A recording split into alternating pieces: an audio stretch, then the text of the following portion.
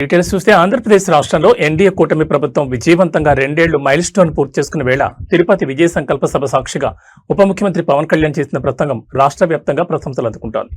గత ప్రభుత్వ నియంతృత్వ విధ్వంసక పాలనపై ప్రజాస్వామ్యం సాధించిన మహా విజయమే ఈ కూటమి ప్రభుత్వం అని ఆయన స్పష్టం చేశారు.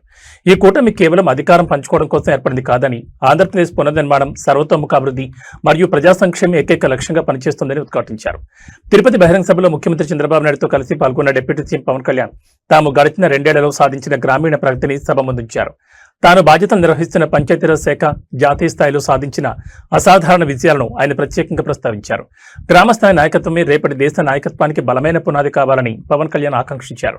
గాంధీజీ కలలుగన్న గ్రామ స్వరాజ్య స్ఫూర్తిని సాకారం చేసేందుకు రాబోయే రోజుల్లో స్థానిక సంస్థలను మరింత బలోపేతం చేస్తామని, నిధులు విధులను సక్రమంగా కేటాయించి గ్రామాలను అభివృద్ధి పదంలో నడిపించడానికి కూటమి ప్రభుత్వం పూర్తిగా కట్టుబడిందని సగర్వంగా ప్రకటించారు.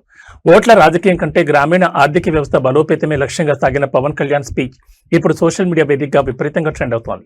కూటమి ప్రభుత్వ 2 ఏళ్ల సుపరిపాలనపై క్షేత్రస్థాయిలో ప్రజలు సైతం హర్షం వ్యక్తం చేస్తున్నారు.